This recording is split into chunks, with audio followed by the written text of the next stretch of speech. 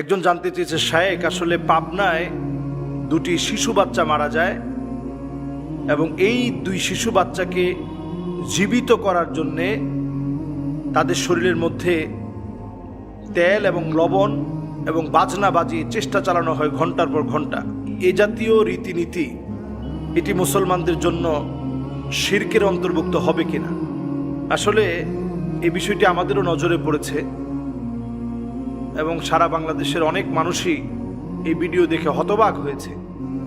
2024 সালে এসে 24 সালে আপনি আমি মুসলমান হওয়ার পরে আকাশ প্রযুক্তির এই যুগে এই রকম কুসংস্কার, অন্ধ রীতিনীতি আমরা বিশ্বাস করতে পারি, এটা সত্যি অবাক লাগে। দুইটা বাচ্চা পানির মধ্যে পড়ে দুইটা বাচ্চা যখন মারা গিয়েছে, স্বাভাবিক বাবা মা, এটা বাবা মার মন মানা খুবই কঠিন। আসসালামু আলাইকুম ভিউয়ার্স, আশা করি সবাই ভালো আছেন। ভিউয়ার্স, আপনাদের কাছে আমার ছোট্ট একটা রিকোয়েস্ট থাকবে, যারা আমার চ্যানেলটা এখনো সাবস্ক্রাইব করেননি তারা আমার চ্যানেলটা সাবস্ক্রাইব করে একটা লাইক করে দিন। আর অবশ্যই আপনাদের যদি ভিডিও রিলেটেড কোনো মন্তব্য থাকে তাহলে কমেন্ট করে জানাতে পারেন। আর বন্ধুরা, ইতিমধ্যেই যারা আমার চ্যানেলটা সাবস্ক্রাইব করেছেন তাদেরকে অসংখ্য ধন্যবাদ। বুক ফাটা আত্মচিৎকার বাবা মার। আমি দেখলাম মা হাউমাউ করে কাঁদতেছে, কিন্তু অনেক মানুষ আমার দেখে অবাক লেগেছে। দাড়িওয়ালা একজন টুপি পরা, পাঞ্জাবি পরা ব্যক্তি পর্যন্ত এই চেষ্টা চালিয়ে যাচ্ছে। বাচ্চার গায়ের মধ্যে একটু তেল মেখে, সরিষার তেল দিয়ে তারপরে লবণ ছিটিয়ে খুব জোরে জোরে ঘষা হচ্ছে। একটা মৃত ব্যক্তির সাথে, ছোট বাচ্চার সাথে কি অমানবিক আচরণ হচ্ছে চিন্তা করেন। যেখানে ইসলাম তার গোসল দেওয়ার ব্যাপারে সাবধানতার সাথে তার সম্মান রেখে গোসল দিতে বলেছে,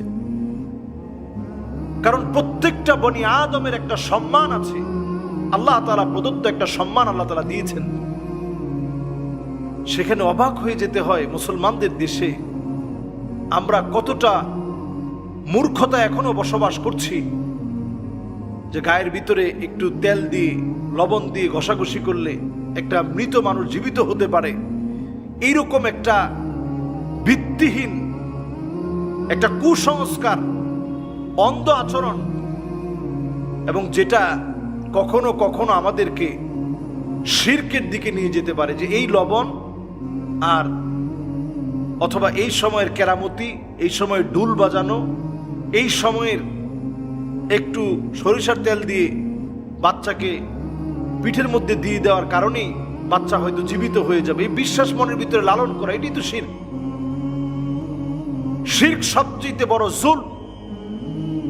এই জুলমটা পুরাপুরি এই জায়গাতে করা হলো। দায়িত্বশীল ব্যক্তিদের অবশ্যই এই বিষয়গুলোর ব্যাপারে, দায়িত্বশীলদের অবশ্যই সজাগ থাকা উচিত। পরিষ্কার মনে রাখতে হবে, পৃথিবীর সবচেয়ে ধ্রুব সত্য, যেই সত্যকে কোনো নাস্তিক অস্বীকার করতে পারে না, তার নাম হচ্ছে মৃত্যু। এই মৃত্যু নামক ধ্রুব সত্যকে নিয়ে পর্যন্ত নাটক করা হচ্ছে, অভিনয় করা হচ্ছে। অথচ এই সময়ে আমাদের কাম্য ছিল, যে মা তার সন্তান হারিয়েছে, যেই পরিবার তাদের এই ছোট্ট বাচ্চাকে হারিয়ে ফেলেছে, তাদেরকে গিয়ে সান্ত্বনা দেওয়া, তাদের পাশে গিয়ে দাঁড়ানো, তাদেরকে গিয়ে বলা, আপনি সবর করেন, এই সন্তান যেন আপনার জন্য নাজাতের উসিলা হয়ে যায়। যেই লোকটা ডুবে মারা যায়, আল গরিক শহীদ, যে ডুবে মারা যায় সে শহীদ। আপনার সন্তান, আল্লাহ যেন তার শাহাদাত কবুল করে। সে যেভাবে মারা গেছে আপনি সবর করেন, আপনি আল্লাহ জান্নাতে পাবেন। অথচ সেইখানে চুল টেনে ছিঁড়ে ফেলা হচ্ছে, মাটির মধ্যে গড়াগড়ি খাওয়া হচ্ছে। এই কাজগুলোকে নবীজি সাল্লাল্লাহু আলাইহি সাল্লাম পরিষ্কার হাদিসের মধ্যে নিষেধ করেছেন। এইভাবে মাতম করে চিৎকার করাকে নবীজি সাল্লাল্লাহু আলাইহি সাল্লাম নিষেধ করেছেন। এইভাবে কান্নাকাটি করা নবীজি সাল্লাল্লাহু আলাইহি সাল্লাম নিষেধ করেছেন। আপনি যদি এই সময়ে একটু আল্লাহ রাব্বুল আলামিনের শুকরিয়া আদায় করতে পারেন, আলহামদুলিল্লাহ, এইভাবে বলতে পারেন যে আল্লাহ আপনার সম্পদ, আল্লাহ আপনি নিয়ে নিয়েছেন, আমাদের হাতে তো আল্লাহ কিছু নাই।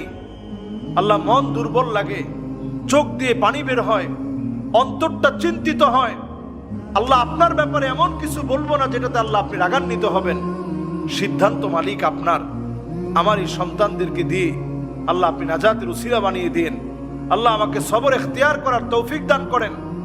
ফাসবরুন জামিল ওয়াল্লাহুল মুস্তাআন। যেমনটা ইয়াকুব আলাইহিস সালাতু ওয়াস সালাম ইউসুফ আলাইহিস সালাতু ওয়াস সালামকে হারিয়ে বলেছিলেন, আমি আপনি যদি এমনটা আচরণ করতে পারি, এদের পাশে যদি এইভাবে দাঁড়াতে পারতাম, শিরক বাদ দিয়ে, কুসংস্কার বাদ দিয়ে, অন্ধ অনুকরণ অনুসরণ বাদ দিয়ে যদি দাঁড়াতে পারতাম, এটা বরং ফলপ্রসূ হতো। আমাদের দেশে আমরা অনেক সময় নিউমার ছড়িয়ে দিই, এবং এইটা দেখার জন্য আমি দেখেছি হাজার হাজার মানুষের ভিড় হয়ে গেছে যে একটা মৃত বাচ্চা জীবিত হবে। ডাক্তার যাদেরকে মৃত ঘোষণা করে দিয়েছে, হসপিটাল যাদেরকে মৃত ঘোষণা করে পাঠিয়ে দিয়েছে, এরকম বাচ্চা এখনই জীবিত হয়ে উঠবে। কয়েক ঘন্টা ধরে তারা তাদের কাজ চালিয়ে গিয়েছে, এর মধ্যে ডুল বাজানো হয়েছে। এই সব কাজগুলো ইসলাম সমর্থন করে না, এবং এগুলো আমাদেরকে শিরকের দিকে নিয়ে যায়, কুফুরের দিকে নিয়ে যায়। এই কাজগুলো আমি আপনি যদি বাদ না দেই, আল্লাহ আদালতে প্রশ্নবিদ্ধ হতে হবে। আমরা আল্লাহ রাব্বুল আলামিনের কাছে ফরিয়াদ করি, যেই পরিবার তাদের সন্তানদেরকে হারিয়েছে, আল্লাহ রাব্বুল আলামিন যেন সবর ইখতিয়ার করার তৌফিক দান করেন। এই জাতীয় কর্মকাণ্ড যেন আমরা ভুলে করে থাকলে এখন থেকে নিজেদেরকে যেন শুধরে নিই। কোন সন্তান চলে গেলে আর হায়াতে ফিরে আসে না। নবীজি সাল্লাল্লাহু আলাইহি সাল্লামের নিজের সন্তান চলে গেছে। ইব্রাহিম যখন চলে গেছেন, নবীজি কাঁদতেছিলেন। সাহাবায়ে কেরাম বলতেছিলেন, নবীজি আপনিও কি কাঁদেন?